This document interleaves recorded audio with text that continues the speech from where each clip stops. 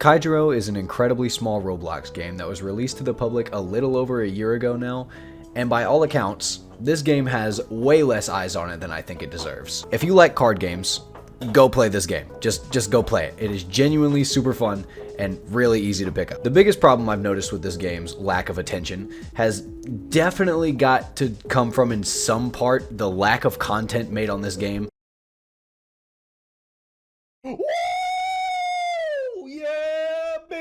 And as someone well versed in the field, I figured I'd jumpstart it. And if any of you 100 or so players want to see higher quality Kaijuro content, feel free to let me know by subscribing. There will definitely be plenty more to come. To get the ball rolling, I'm going to start with something big. The top meta decks in Kaijuro. There was a pretty huge expansion that dropped at the start of this month, that being Wastelands, and as the meta has developed over the past week or two, I think we're starting to see signs of what the top dogs truly are. So today, I'm here to give new players some info to maybe help them navigate the current world better, and give more seasoned players a headache as I drop my opinions on the most common decks you'll see in ladder, and which of those decks are most likely to be seen in the upcoming tournaments. Let's talk about it. Alright, so this is the way I have the tier list set up. There's about 21 decks here. This is not representative of every single deck in Kaijuro, but I figured it's about 4 to 5 in fire specifically, but about 4 decks in each archetype.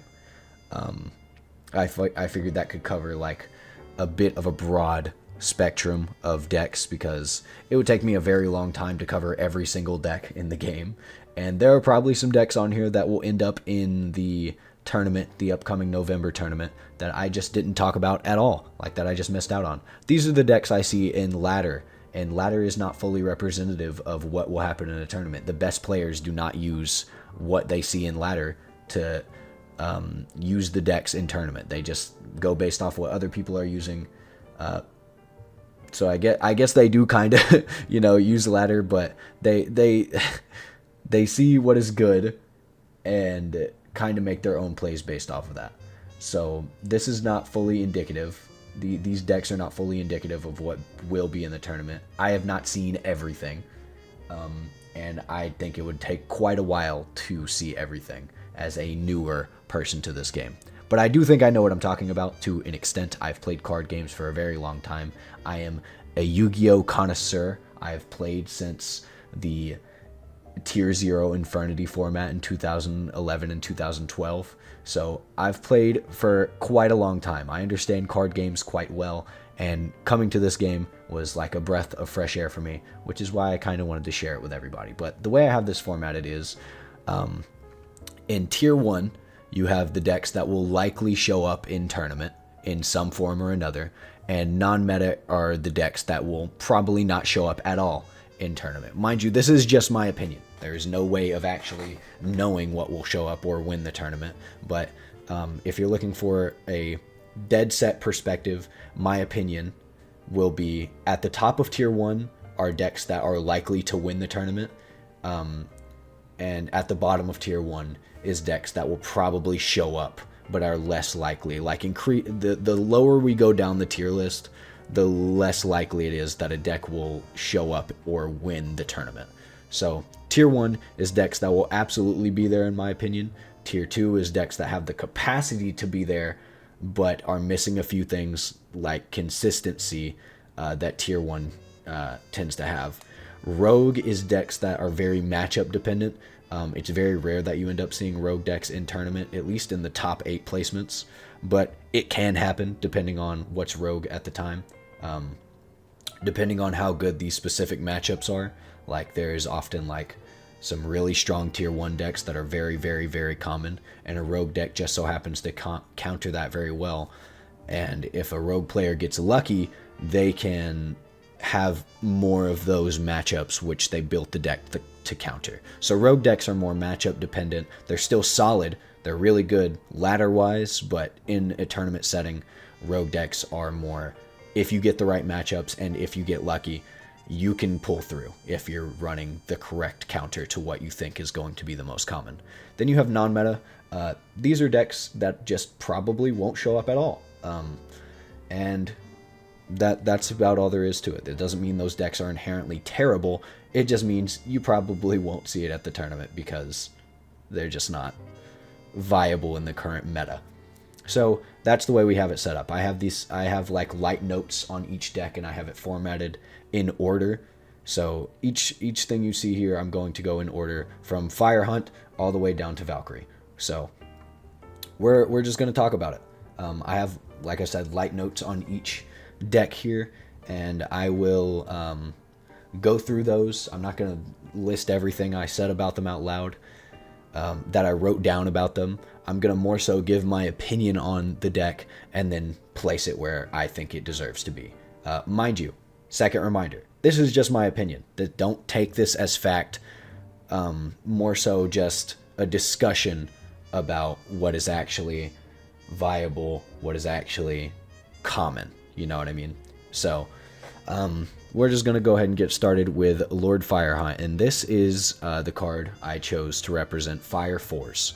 Now, Fire Force is pretty interesting, I think. I think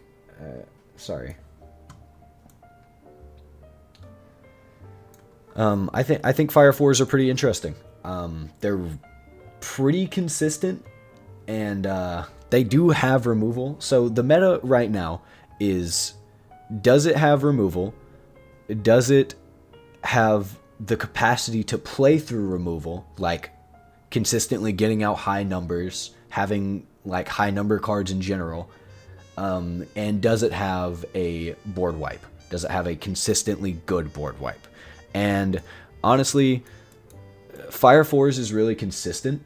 Like it can put shit out very quickly, and if you're playing against something lower power, you can oftentimes like just put shit on the field really quickly, and when war comes, you will likely have a bigger number.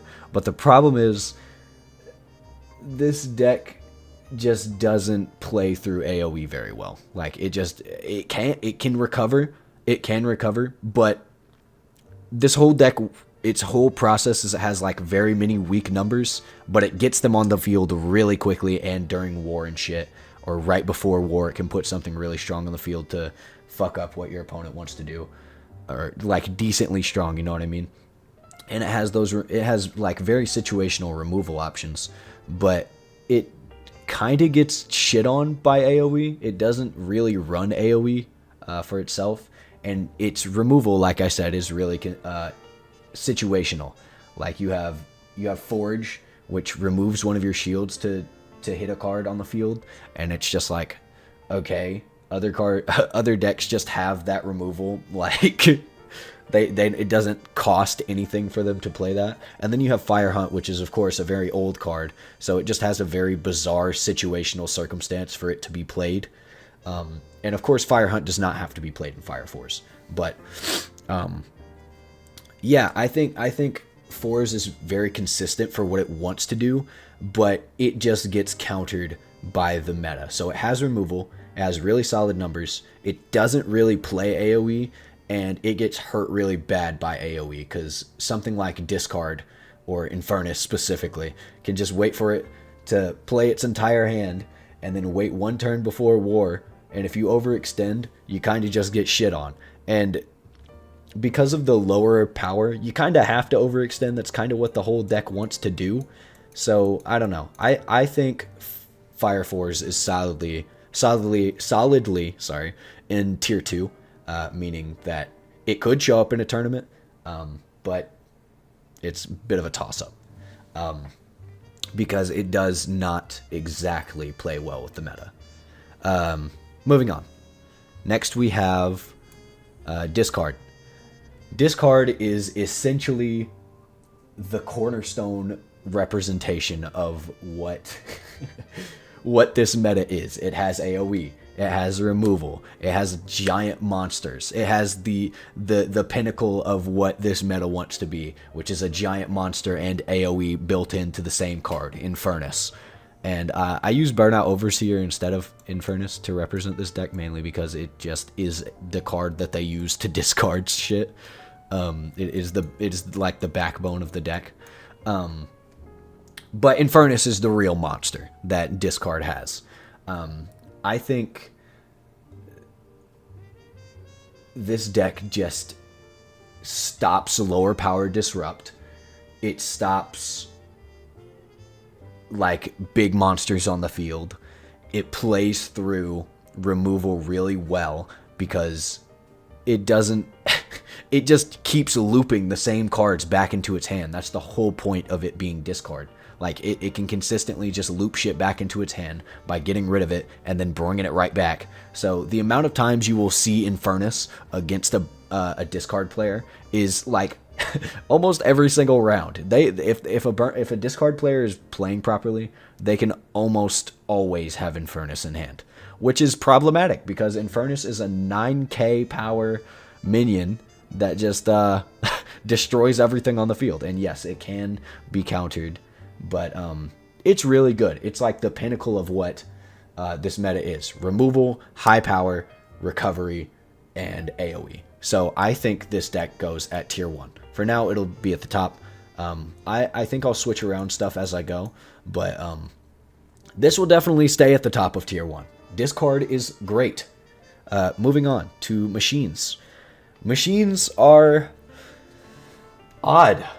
I think machines are like the oddest thing in Fire right now because it leans much more heavily on the controlling aspect of Fire rather than the aggressive fast play. Like, it does still have that, don't get me wrong, but it leans more on the Fire is supposed to have moderate control, but because of how many buffs they gave to Fire's control specifically, machines kind of focusing on that control is pretty good. It's actually pretty solid. Like, it's like a step away, like a departure from what Fire's supposed to do, but I think it does it really well.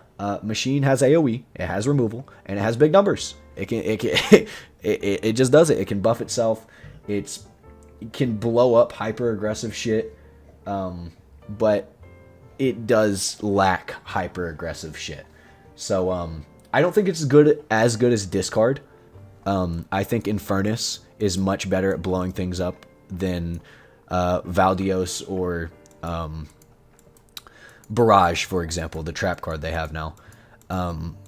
But even still, like, going against hyper aggressive boards that just like going against hyper aggressive decks that just want to put a bunch of shit on the field, Machine can deal with them very well. I think Machine is also at the top of tier 1. I think it is very likely we'll see a lot of Machine in tournament.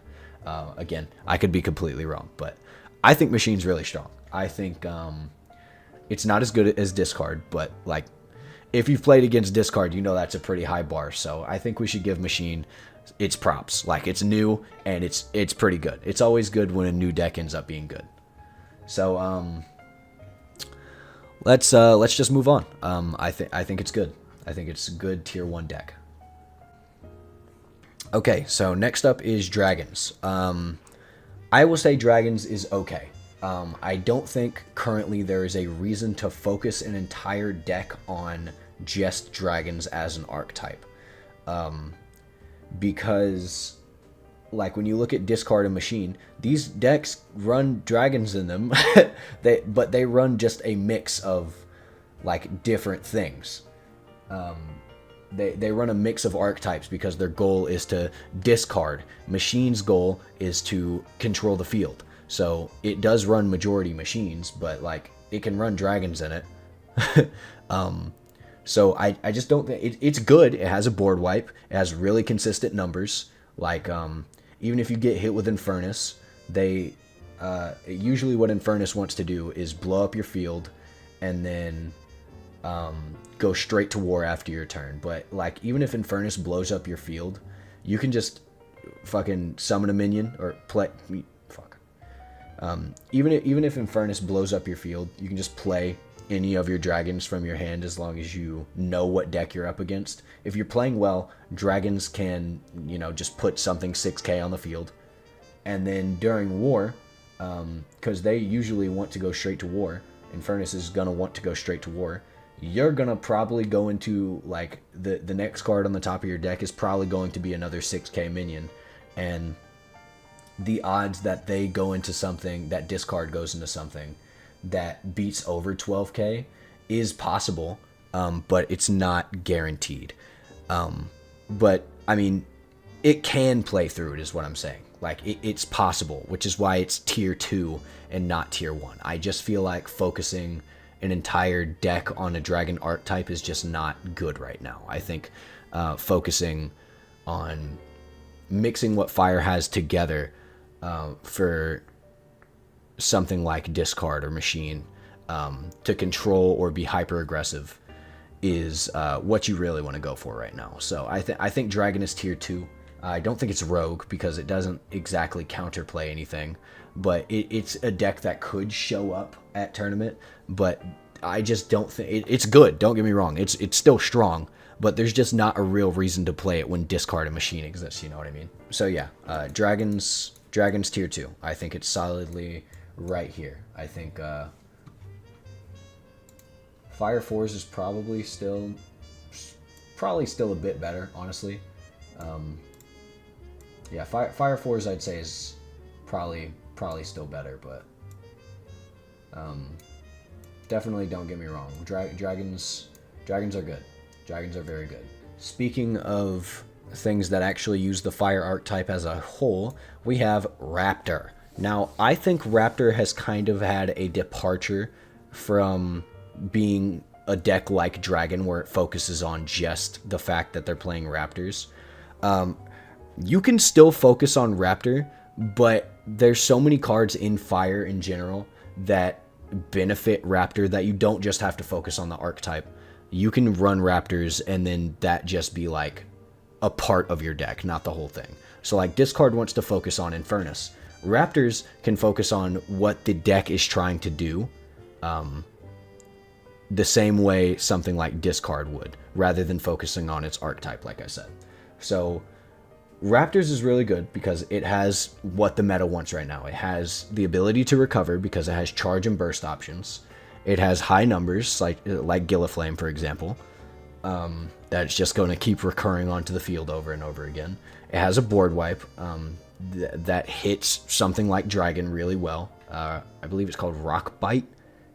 6k or lower just gets wiped. So that's really strong. It has really solid removal options as well. Like Raptor is just good. I don't think Raptor is as much of a Raptor deck now as much as it is a really solid Fire deck with Raptors in it. So it's like kind of calling Discard Infernus or Dragon deck. Like it's just weird. But I'm still gonna call it Raptor. In terms of where I think it is, I think Raptor's still tier 1. It was meta back in September and October. I think it's still meta after Wastelands. I think it's good. I think Raptor, Gilliflame, and the Raptor kind of game plan, the hyper aggressive fucking removal, get shit off the field, and be pretty consistent, honestly.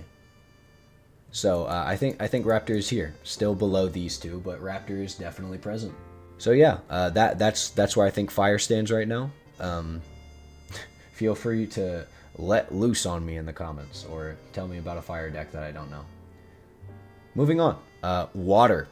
Water is currently my favorite to play. I love Water. All of it is so very interesting. I think the whole draw cards and just keep playing shit, like make a giant board but like in your hand, you know what I mean? I think it's really cool. I think Water is definitely very interesting and probably has the most potential out of any class other than Light. Light definitely has the most potential to be something like insane in the future, but Water's right there behind it. Like Water is super cool. I don't think the class is like top level except for one specific thing that we'll get into. But right now, there's a lot of decks in Water that are really good, despite the fact that you probably don't see it that often. When you do see Water, it is problematic. But we're kind of going to take a departure from that in the first one that we're talking about, because we are going to talk about Spell Spam, aka Corals. Yes, I know that the deck is Corals focused. Like, that's the whole win condition, Coral Construction, Coral shit. But I mean, I thought the card Mystic Waters Play All Spells was pretty revealing on what the deck does. And my current thoughts on spell spam is that it's cool. It's cool, and it was better when it could buff the shit out of Mutant Bread Slice and just spam it on the field over and over again. But right now it's pretty okay. I think it would be better if the meta wasn't so removal focused, because you don't run, as it says, it's a spell spam deck. You don't really run that many minions in it, so if those minions get popped, you're kind of a sitting duck. There's ways you can bring them back, of course. And this deck is pretty solidly consistent, but it gets hit pretty hard by removal. So I think it can be good because water draws a lot, so it can get to its game plan really solidly. And more often than not, it does end up getting to its game plan. But the fact that when it does get there, getting to Tritonus specifically, or any other game plan it goes to, because it has to have minions on the field, you can just remove it really easily. And that hits it pretty hard. This deck has a lot of disruption. Sorry for my dog shaking. Thank you, Frank. This deck has a lot of disruption, as you'd expect from a spell spamming deck. But and Corals is still definitely a win con. But it's very matchup reliant. So I think if the meta switched up to be less removal based, then it could be really strong. But I don't think that's going to happen anytime soon.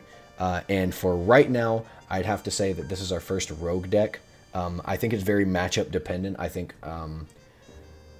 Corals can definitely be a problem for certain decks. But as with all rogue decks, it's pretty matchup reliant, and that's why I think it goes there. Moving on. Viruses. Oh boy, is this the talk of the town, if not for one other thing. Viruses are tricky, man. I'm just gonna shoot the gun and put this in tier 1. Currently, probably at the top of tier 1. I think it is solidly here. And that is mainly because it's an anti-meta option that isn't matchup reliant, you know what I mean? Virus works really well against almost every single deck in this game, because it straight up disavows the idea of having cards in your deck or your hand to be able to save you. It disavows the idea of having a stronger board because it poisons it. You know what I mean? So, like, it clogs your deck, it clogs your hand, it makes the minions you have on the field weaker. Like, it doesn't really care that much about removal, because yes, it has to get minions on the field, but it doesn't really have to try that hard to do that. And if it has enough viruses in play that it's clogging your hand and you can't play anything, or the things that you do play end up being weak enough to be completely useless or just dying because they're reduced to 0, it doesn't really matter. Virus is peak anti-meta right now, and it's like what every anti-meta player wants to be anti-meta. They want their anti-meta deck to be the best deck. And that's what I think Virus is close to being. Like, it is one of the best decks. We will almost 100% certainly see Virus at the next upcoming tournament. It kind of follows the trope of what, like, is really, really good, and that is, like, in all competitive things, and that is, if something is really, really obvious and you know exactly what it's going to go for every single time with no variation, and it's still able to do that with no consequence, that is the definition of something that is incredibly strong. For my Pokemon enjoyers, think Ferrothorn or Tyranitar, for example. If you know what it's going to do and it's still allowed to do it with relative ease, that is how you know it is meta. So Virus is going to sit at the top. I'm sure there's some arguments that can be made. Yes, I know there's counters, but Virus is strong. It's gonna be at the tournament. I'm 100% certain it's going to be. Whether it's at the top or the bottom of tier 1 is irrelevant to me. You can make your grievances with that in the comments. I would love to have a discussion about it. Mind you, this is just my opinion, but I do think it will be at the tournament. I 100% think that. So if you want to prepare for Viruses, now's your chance to do so. They will probably be there. Moving on, Water Trap, aka Sea Specters, Kip. Sea Specters and Kip. This deck is interesting because this is my main deck. Sea Specters plus Kip is currently my main deck. Trap spam. If you've played this deck, if you've played Kaijuro a certain amount, and I reckon you have, because anybody that's watching this video is basically begging for any Kaijuro content to be made. I mean, the only person that makes videos is someone that puts literally no background audio whatsoever. So I will I will assume that most of you have played this, and you know that Water's traps are insanely good. Probably some of the best traps out there. And I think second and third go to Light and Fire, respectively. But Water has the best traps currently, I think. And Sea Specters kind of is the goat of abusing them. Pirate Queen sets up traps. Pirate Princess gets a massive advantage for you because of that. And then Kip doubles down on that by making all of your traps insane and giving you another advantage. So this deck is really cool. I'm going to try to throw my bias out the window to give an accurate representation, because yes, this is my main deck and I think it's really cool. So making a Water Trap deck focusing on just traps is objectively going to be a good thing when Water has the best traps, and traps are kind of like a big part of the meta right now. I'd say it's really good to do something like that, but this deck can be very, very, very slow, which is problematic in a more fast-paced metagame. You have one-turn combos just popping off like never before.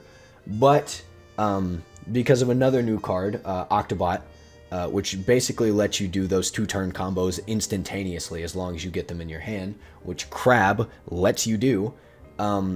You do have one card combos that just set up your field really, really strongly. You get combos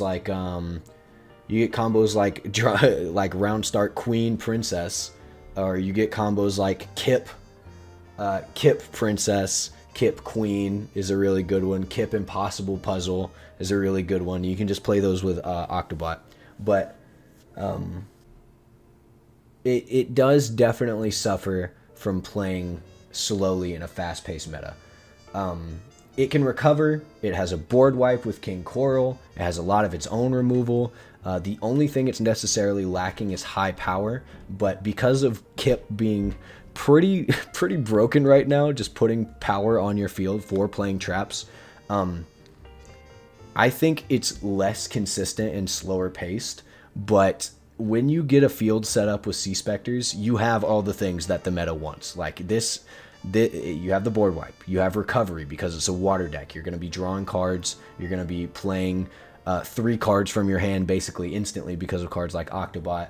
You have the Whirlpool ability that I don't remember the name of, but you can use that to redo things. Like if you have an empty hand in Crab, you can just use Crab to draw 2, and then next turn use Whirlpool, bring Crab back, cast him again, and you draw 2 more. Like, you can just fill up your hand infinitely. It's really solid. I don't think it's amazing. I think it has the capacity to show up at a tournament because it does have the makings of a meta deck, but it's just a little iffy. I do think it's tier 1. I don't think it belongs in tier 2 because tier 2 is kind of missing some stuff. It's not missing anything. The only thing it's missing is high power, and Kip can make up for that and does so pretty... Kip can make up for that, and I think that is what can make it a tier 1 deck. So for now, and probably for the remainder of the tier list, I'll put this at the bottom of tier 1. If you disagree, that's okay. It could be tier 2 in your mind. To me, Sea Specters is definitely viable in the current meta. And you'll probably see it. But you might not, and I could be wrong, but that's okay. Moving on. Enter Hand, King Poseidon. One of the most interesting and fun decks I have ever played against or played in general. It is so cool. I didn't know you could do that. I don't know what I just did, but it was very helpful. Cool. What? Did I just remove a whole row? Oh. What just happened? Oh, that's what I did. Okay. Fuck. My bad. So, as I was saying, this, and you know what, let me just do that again now that I know I didn't actually remove anything. Poseidon is pretty good. Interhand is pretty good. Probably slightly better than Sea Spectres, but we'll get there. This deck can basically dump all of its resources infinitely and also have those resources infinitely. It's really, really good because, like, it's hard to beat over this hand. Like, if Interhand gets the hand that it wants, it's really hard to beat over. You have the board wipe that you can just return to your hand and use again. And, like, it has removal. It definitely has the high numbers, like, that you're looking for. It has everything that makes a meta deck. But comparatively, I think it is tier 1. We're going to go ahead and put it there. I think Interhand is tier 1, and we'll probably see it in some form. But comparatively, where would we put it at?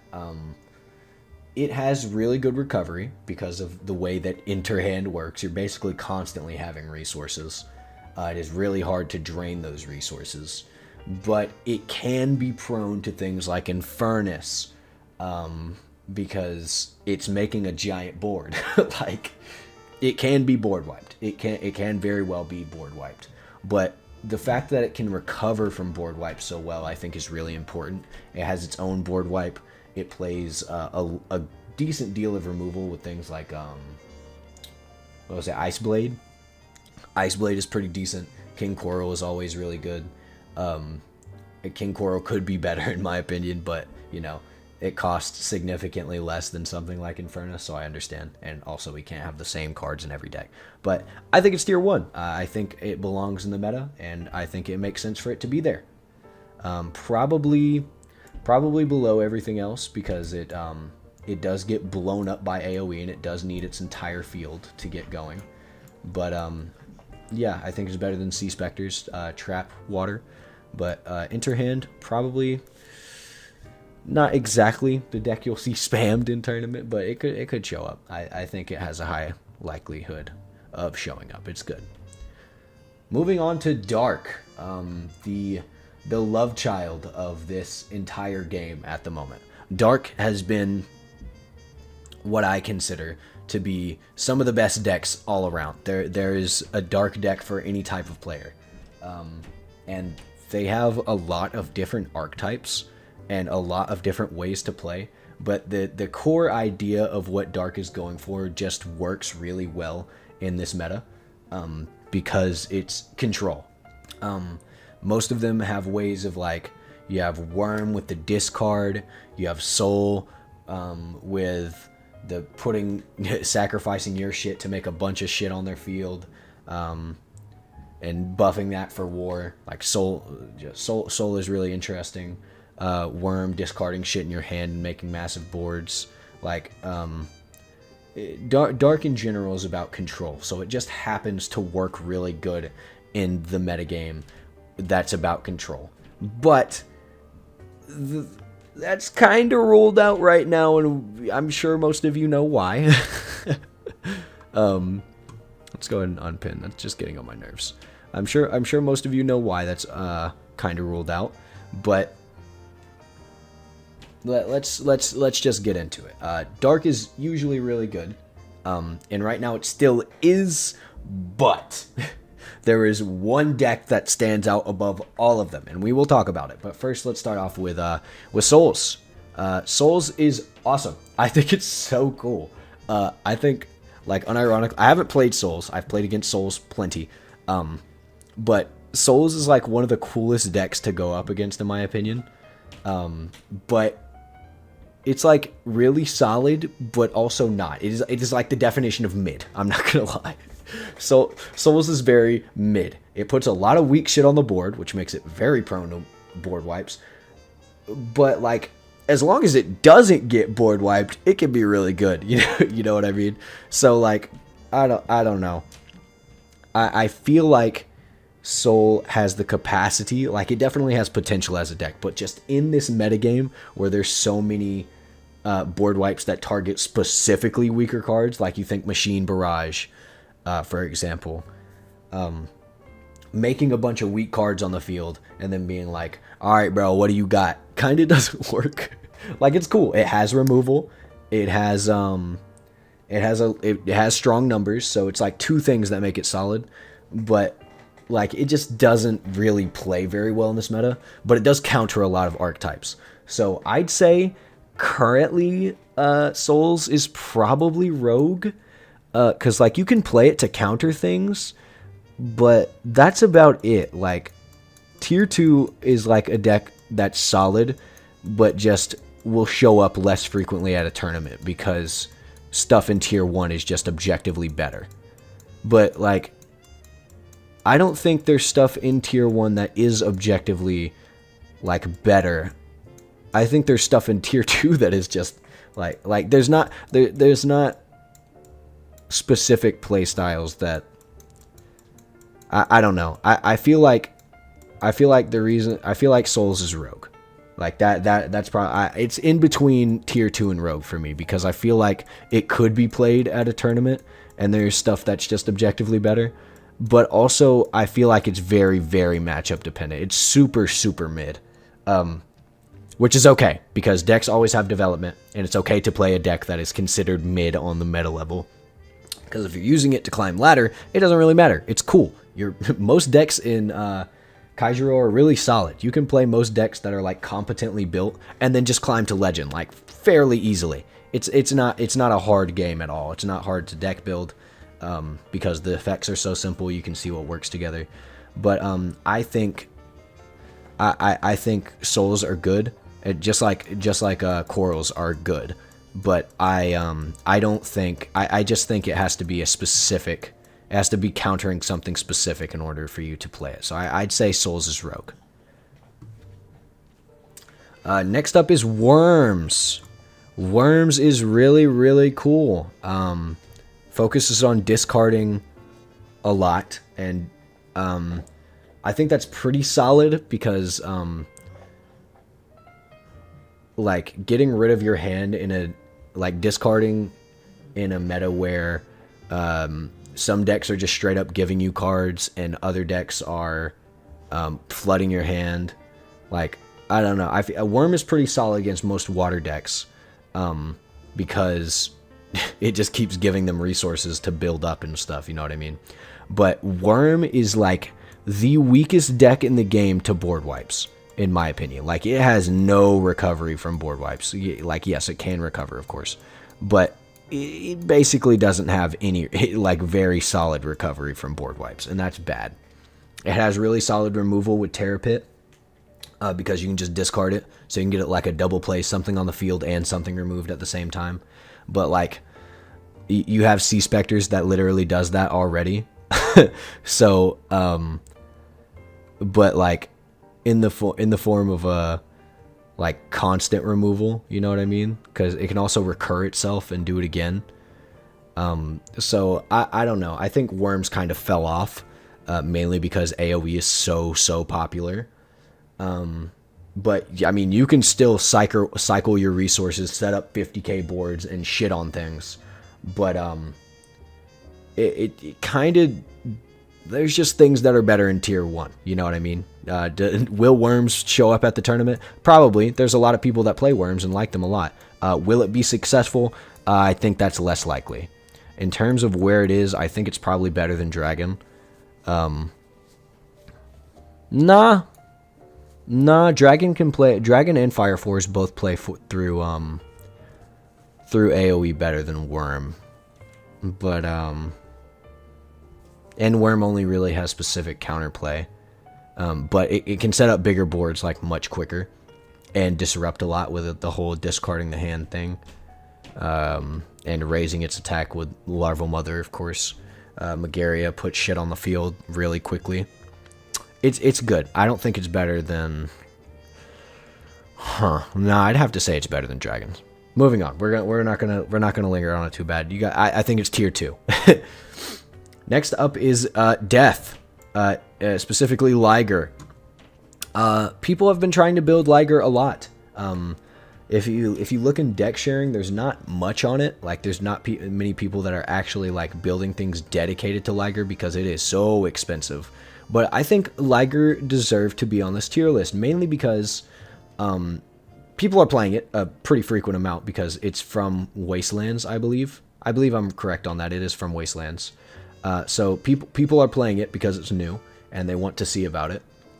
But it is also interesting because it's the only like genuine floodgate in the game right now. Like, just straight up, like, there is other things that floodgate you. This deck does not, like, no pussyfooting about. It is meant to floodgate. Like, that is what the card itself does. That is what Liger itself does. Whether that is good or not is to be determined. This death decks, of course, revolve around just death cards. You want your cards to die and have solid effects.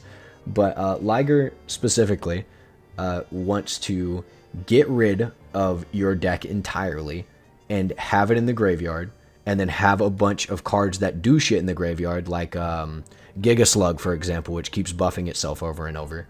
But I think the floodgate idea is cool, and if you get people in specific situations, it can be solid. And you can like copy Giga Slug with Faceless and do a bunch of fun things. But I think it kind of gets hit with Feast or Famine much too hard right now. Like, you either do really amazing with Liger or you don't do anything at all. I think if more Liger decks like started being able to run Lost Soul, which they usually don't because of how expensive this deck tends to be, for a board wipe, it could be better. But like, it's of course not nearly as instant as something like Infernus. I think this is another deck with a lot of potential. I do not think it is Rogue. I do not think this is a deck that just straight up counters specific things. I think this deck can play through, much like every other deck, most decks in the format, and do not counter just specific things. And like, there's that, you know, dichotomy of like, almost every deck in the game is hard countered by at least something.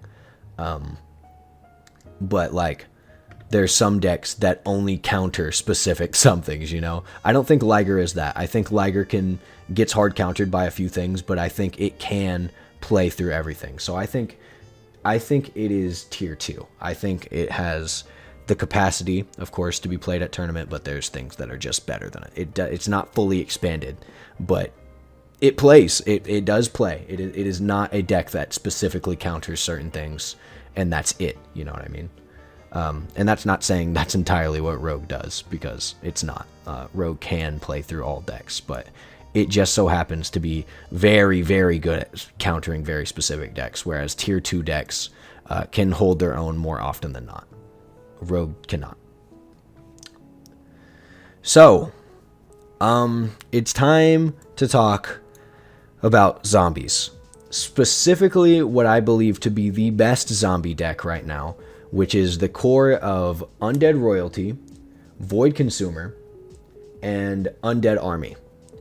That core is fundamentally so strong because of the fact that Kip exists right now. If Kip didn't exist, I would say that, well, there's a few things that come into play. I would say that core wouldn't be so strong, but Kip does exist. Kip does exist, and you can play a very cheap trap core with zombies and basically give your field constant benevolence, or not benevolence. Your zombie deck has constant power because it has so much defense. It has constant power because its main core is being looped constantly. Like, Undead Army being able to be played after war is just insane, because like, you lose war to a field of Undead King and Void Consumer, right? Because you just get walled. Like, you can't summon anything. And even if you have removal, like you can hit it, but like, it has to be a spell or a trap to get rid of it. You know what I mean? So we'll get into that, right? So I think the reason zombies is like insane right now is because of Undead King's effect, which is not a play effect, right? I think the best way to stop this deck from being so utterly broken is make Undead King's effect a play effect, right? It should not be a lingering effect. It's way too strong as a lingering effect. It is essentially a board and hand wipe, because like it locks you from playing those monsters in your hand. So Void Consumer comes out, and then the next turn, if you don't remove him, which you can do, don't get me wrong, but I mean, there's a lot of things that make this deck broken. Void Consumer takes from hand and field, which is already problematic because of Undead King. His effect has priority over play effects. So if you have a card like Infernus, for example, going back to that, or even King Coral, you want to get rid of this Zombie King. If that card was in your hand when Void Consumer reduced attack, you're not doing anything. You cannot play that card. If you play Coral, it immediately, because its attack is reduced, gets taken by Zombie King, which is probably not good. I would say that is very, very bad. There is an argument to be made about this deck, zombies in general, being tier 0, because that core, combined with the defense of a trap core with Kip, is really, really good right now. Like, Darkness has some of the worst traps, but because of the fact that those traps and Kip allow you to play such an expensive core that's so strong, makes it so good. You have the ability to bring yourself back to life with the whatever it's called. It's a trap that basically when one of your minions dies, you just bring it back. And if Kip buffs that, now you have that and a worm on the field with 3k power. So if they try to pop your Void Consumer before its effect can go off, well, whoop-de-doo, now you just can't. And then you have that Bone Weaver, I think its name is, that can just steal 4k and kill a lot of things and make itself an 8k monster on the field when you have traps. And then finally you have, of course, you have snakes, which is run pretty frequently, but you also have the strings trap, which just misdirects removal of any kind that is not AoE. So if it's targeting removal of any kind, it can misdirect it. So on top of the fact that this core of Void Consumer, Undead Royalty, Undead Army is really strong, you also add a giant defensive core with it, with traps that would otherwise be really weak. You know what I mean? So when you give something the ultimate offense and the ultimate defense, it kind of just becomes, in my opinion, the best deck in the game. There's been a lot of discussion about whether or not this deck is the best deck in the game, or is it, or if it's just slop. I guarantee you this deck will be in the top 8. There is no doubt in my mind that Zombie will be in the top 8. If you want to say that it won't be, we can wait and see, but I currently think you are wrong. There is no doubt in my mind that this is the best deck in the game right now. That's of course not a fact, and we can, talk about that, but it's just so good. Like, dark traps are not good. Zombie traps are insane. Because like you set up this board. You get to set up this board with Undead King, Void Consumer, and then you have the defense to back it up, right? And yes, zombies is slow, and you can outpace it. There is counters to the best deck in the game, believe it or not. That's how it exists in every single card game. But there is no deck that has a card that says, okay, I'm locking you out of the current hand you have. If you cannot draw more cards, you don't get to play anything anymore. Like, you have to have spell removal. You have to have trap removal. Like, and those things do exist, and they are good. Like, Barrage with Machine, very good counter, because Zombie King is literally a 3k. Like, he just dies. But Barrage happens at the end of a turn, during war. So, like, you can get stuff on the field, but even if you do out the field, the problem with Zombie, and Zombie Trap specifically, is that it can afford to run Undead Army and then just bring that field back immediately. One turn, their entire board is set up. That's crazy. I think that's really strong. I think Zombie is currently the best deck in the game. I think it has a really, really high chance to either win the tournament or at the very least place in top 8. If you disagree, that's okay. I definitely think you're wrong. Zombie is not the most commonly played deck in ladder right now for no reason, and that reason is not just because it's really easy to play. You feel me? This deck is easy to play, yes, but this game in general is pretty easy to play. Like it's not that complicated.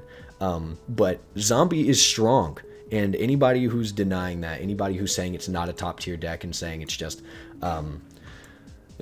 problematic at best, I think this tournament should change your mind. I think the upcoming tournament will show that Zombie is in fact the best, if not one of the best decks in the game. I currently think it's the best. If you disagree, that's okay. Moving on. So we got that out of the way. Let's go to Nature. Nature is very interesting because prior to Wastelands, Nature was probably some of, if not the best decks in the game. You had things like Reduction and Golem placing at the top of a tournament. I don't know how many people played in that tournament. I know they, I know that Golem was played very consistently in it, and it was good. Nature was really good. The problem is, Nature was hit really hard by this current metagame. Like, they go from the best to being kind of just okay, and that's because of the way they function. The way they function is they don't really go for removal so much as they do go as they go for like long game setup. Like they play the long game, especially something like Golem, which buffs its entire deck over the span of the game and wants to loop those buffs as much as possible, and Reduction for that matter. Basically all of them do the same thing, honestly. In different ways. But the reason that's so bad in this metagame is because this metagame wants to just place a card on the field and absolutely destroy giant boards. Like, they want you to this metagame wants you to set up giant boards so they can instantly get rid of it. Like, they want you to play as many cards out of you. They want you to overextend. And Nature is best at doing that. It is best at getting like 4 minions on the field in one turn. Or 4 in 2 turns is most applicable, honestly. So, I don't think this metagame has served Nature very well, but we will talk about what is still played in ladder and what I think is good. So, first of all, let's talk about debuff, Reduction, as it's often called. I think this deck is really good. As I said, Nature has probably taken the biggest backseat out of anything right now.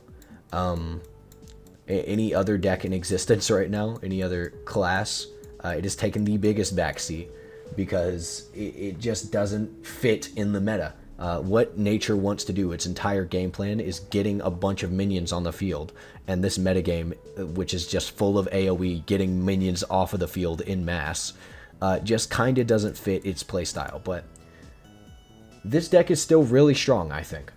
I think Reduction is probably the best Nature deck right now, mainly because of the fact that it does technically have pseudo removal. Nature isn't really necessarily the best with removal. Like, it has Mana Nexus and it has the capacity to play Spike Trap, but like, it's not necessarily known for its good removal. It's known for getting big numbers and playing a lot of them. Man, I wish I had water right now. I'm talking a fuck ton. I drank all of mine before I recorded this. But I think Reduction is really solid because it does act as Nature's currently only form of consistent removal. Like, you can loop that one card. I think it's the gnome lady that just you can keep looping that effect with Voxa and shit throughout the course of the game, and basically make it so that your Reduction every time you play a Reduction card is up to like 6k. So it's a pseudo board wipe, pseudo control-esque deck, but you have to build it up. That's like the Nature thing. You have to build to that. over the course of the game rather than having it immediately. You know what I mean? The reason this isn't like tier 1, in my opinion, is because it isn't immediate. It isn't fast paced. A lot of these decks can topple over something like Reduction way quicker than it can get set up. And yes, I think Reduction can definitely be viable, and it's definitely not Rogue, because it isn't just a deck that beats specific decks very, very well and otherwise is mediocre, but can still win. It is a deck that is very solid. It is a deck that can play in this current metagame and be good at it. I don't think it's a high tier 2, but I think it is tier 2. It is a deck that could otherwise show up in the tournament had other things not be just better at doing what it's doing. So yeah. Moving on to Trait. Trait used to be like amazing. Trait was super cool. The only thing Trait was just super cool. I don't know if Trait was ever tier 1, but it was probably a solid tier 2 deck before. I'm just gonna straight up go ahead and say this deck is not meta. This deck is not meta at all. Giving traits, it puts a bunch of shit on the board, and it gives it, like, it has the same box of Bannerman loop that Reduction has, but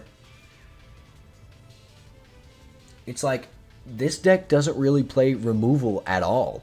And all Trait really has is a lot of minions that have a bunch of different things that protect them from targeting effects. The reason this is just not good right now is because there's most of the removal that people want to play is just non-targeting. Like, for example, we look back at Machine. We look at any fire deck that runs Barrage, for example, confidently. It just gets rid of these cards. Like, most of the cards in Beast are just getting blown up by Machine, or just getting blown up by Barrage. They're definitely getting blown up by Infernus, and it's really hard to recover in a Nature deck because Nature wants you to play the long game, not the short term. It gives you things very, very slowly. You know what I mean?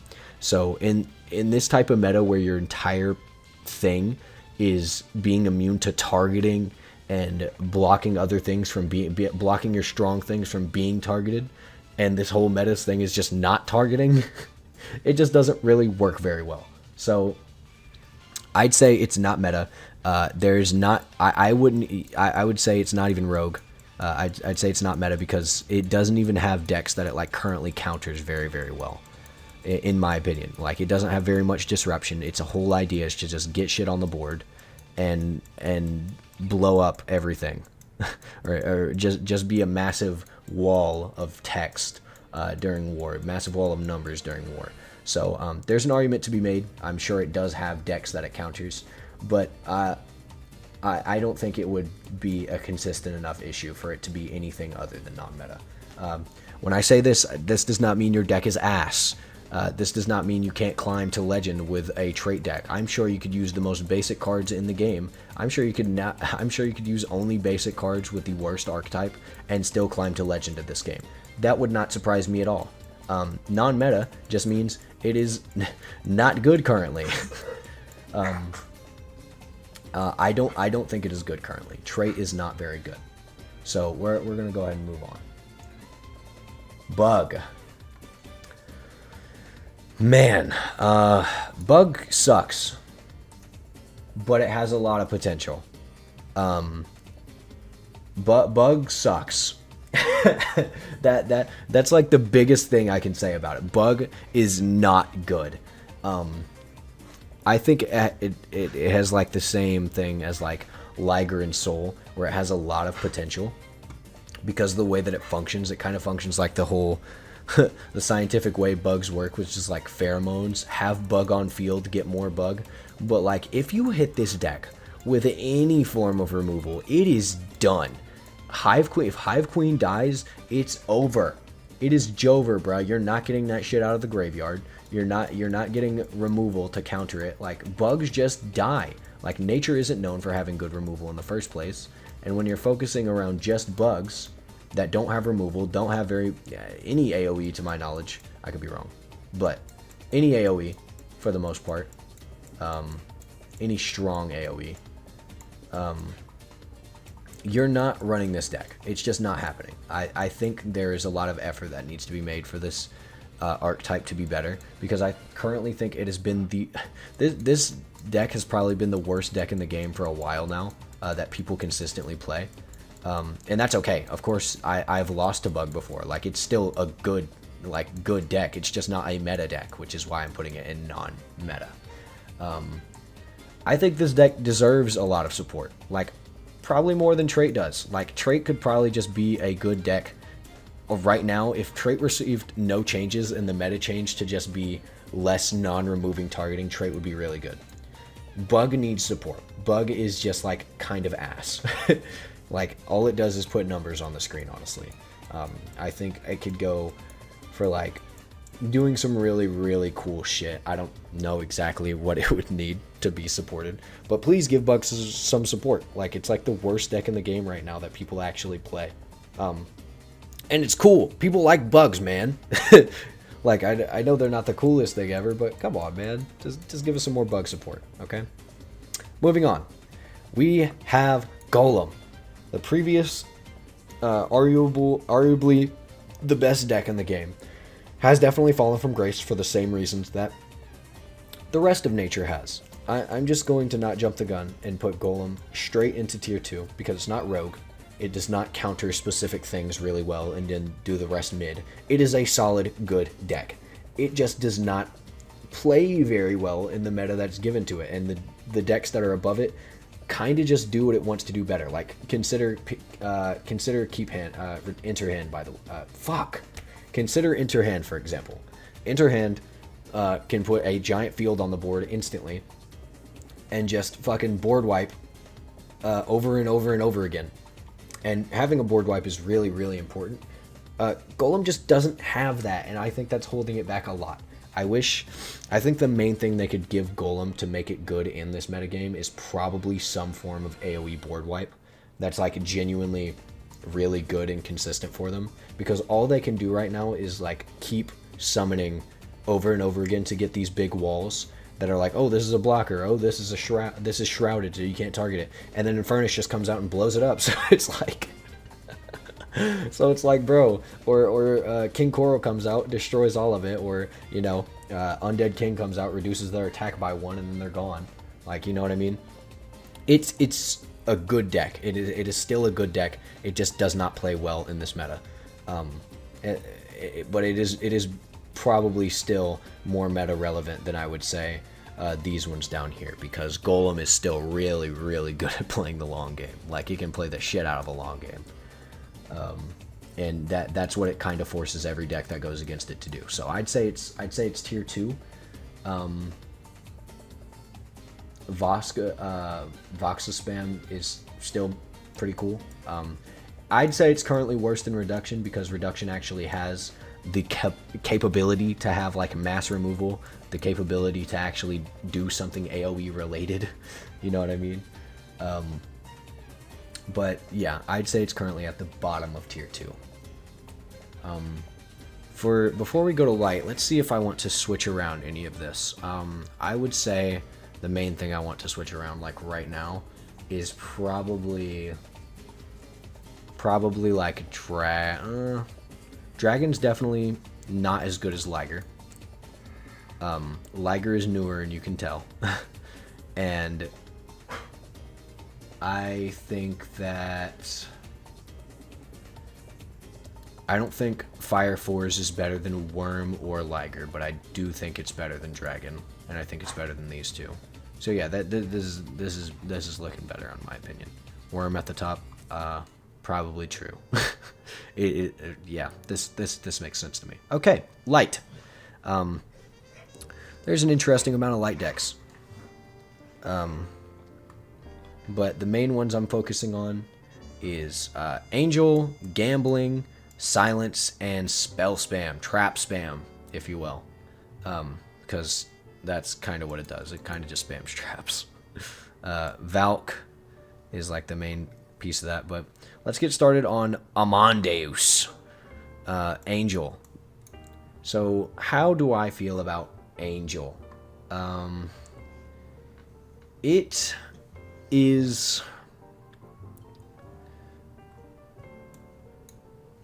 actually let me talk about light in general. So light is a very interesting class because it's supposed to be like focused on like disruption, but like silence is like a really good keyword for this whole deck. But like there's only so much you can do with it, and if you focus on it, it kind of doesn't end up well, which we'll get into that. But the other thing with this deck is that a lot of it is reliant on luck. A lot of these decks in light are reliant on RNG, which is odd. I think that is definitely something that needs to be addressed. Like, yes, it's a card game, so a lot of it's going to be luck based anyways, like based on did you get a good hand, did you get the exact response that you needed for this at that given time, that type of thing. But like these decks just have extra RNG added onto them, and sometimes it's just a net positive with gambling deck in general, for example. But let's just get into it with Angel. So Angels is I think it's good. I think it's currently, it has the capacity to be tier 1. But let's just go ahead and say it's tier 2, okay? It has something that's better than Worm, and that is the fact that it has access to a board wipe in general. That board wipe is kind of bad because it's like you play the board wipe. It's like that lantern card that's like destroy all cards that are 2500 power or less, and that doesn't really do anything. So the only other AoE it gets is like RNG, and that is I'm saying as in like if you run this deck and you use Skull Scholar, for example, which most of them hopefully do, Skull Scholar will just grab, it has the capacity to grab an AoE spell or a silent spell, but it's RNG. Like the whole deck is like luck based. The removal is highly specific. Like when the removal and the removal is specific, the AoE is RNG or really weak, and it's I think it is currently at the top of tier 2 because it has the capacity to be really strong sometimes, and its disruption in general, like silence, is really cool. It's a really good keyword. Light in general is just like overall pretty solid what its keywords like manage to do. But the fact that it's so RNG based just holds it back a lot. It has the numbers, it has access to a board wipe, it has removal, but like the fact that it's RNG is just bad. Like it just shouldn't happen. I think it is better than the rest of the decks in tier 2 because of the fact that it has access to everything that makes a meta deck good. Of course, I didn't mention this, but yes, it can recover from a board wipe really well. It can recover from removal really well. This deck is more so like a counter deck, like where it's like the epitome of what a light deck is meant to be in name, but with luck, which is bad. I just think, I wish this deck wasn't so luck based, but right now I think it's at the top of tier 2. I think it's better than Worm, which makes it the top of tier 2 because Worm is better than the rest of this in my opinion. Yeah, I just think if this deck wasn't so luck based, it would be better. So moving on, let's go to gambling. Gambling is probably the best light deck. If you come from any other card game, you might think what I thought initially when I heard about gambling, and just think, wow, this deck is entirely luck-based, and think it's bad. But no, this deck has basically one card that is luck-based, and the rest of it is just full-on gas. This deck is awesome. It's not coin flip, roll the dice style gambling. This deck is like every time you play its really strong AoE board wipe, you get another giant beat stick on your field because of Gander. It is essentially the "I can't stop winning" fucking meme, bro. Like it's literally really good. It's genuinely solid. I think I'm gonna go ahead and put this in tier 1, but where it belongs in tier 1 is the question. What makes it tier 1? It has a board wipe, it has removal, it has strong numbers, and can recover from said board wipe. I think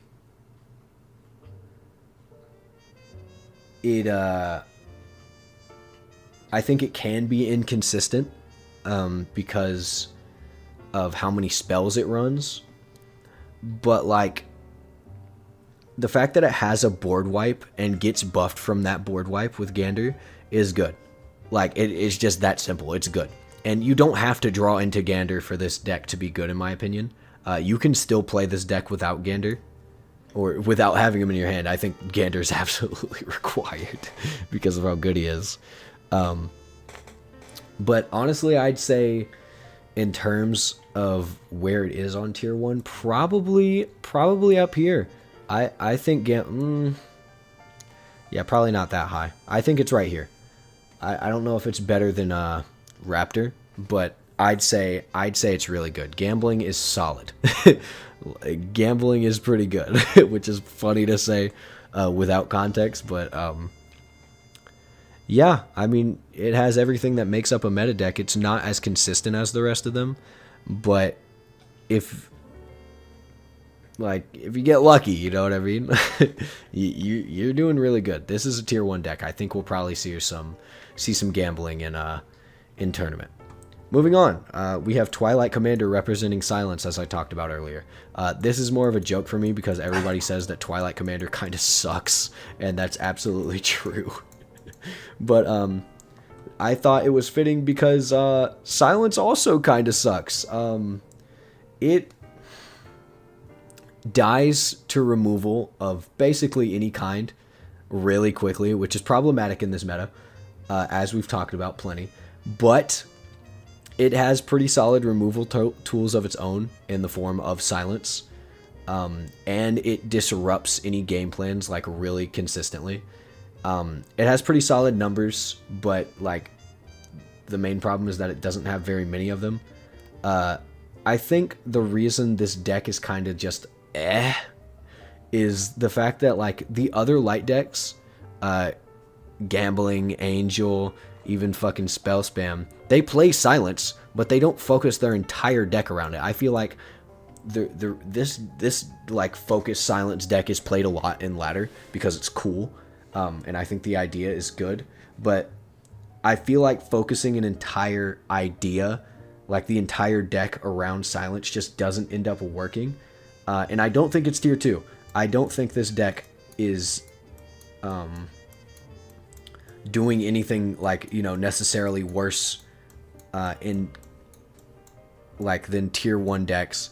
I just think the only reason like this deck is playable is in Rogue. I think this deck is Rogue because it can counter very specific archetypes like very well, like what Rogue fits in. It can counter a lot of shit very well, but other than that, it is mediocre outside of the specific things it can counter, which fits it perfectly in Rogue. If you play Silence and you're mad at that, remember that your deck being really bad or really good in the meta does not determine how good you are in ladder. So like, again, if you climb to legend with any of these decks, good for you, bro. It doesn't change the fact that, in my opinion, I just don't think it works in the meta. So yeah, we're going to go ahead and go with Rogue on that. Moving on to the last deck that we'll be talking about on this tier list, and that is Light Spell Spam, also known as just Valk or Trap, Light Trappings. You got the Light Traps, Spell Spam, Light Spell Spam, Light Traps, whatever you want to call it. It's good. I'd say it's good. That's like the only thing I can really say about it, honestly. It gets hurt pretty bad from removal because it plays like just like with this, just like with corals, it plays very little monsters or minions, and it can recover very well from it. So I think the difference between that and waters is like it recovers really well from it because it's just constantly playing. Like, it doesn't play cards to get resources, like or it doesn't waste turns to get resources like water otherwise would. Like, when it plays a card, it just instantly is a resource. Like, all the cards this deck has is like looping spells constantly, and its disrupt is really, really good. So I think this deck is just solid. I think it doesn't necessarily belong in tier 1 like Gambling does, because Gambling actually consistently takes advantage of the AoE and removal and keeps shit on the field. But I do think if more cards came out that were cheaper, if more spells came out that were cheaper, and this deck could actually use the AoE like more consistently, it would be pretty good. I think it counters fire and zombie decks very, very well. But I still think it's standalone. Like, it's not mediocre outside of just countering zombie and fire. So I'd say it's tier 2. I think it's better than the rest of these, honestly. Yeah, it just isn't great with removal, and that's a problem, as we've talked about.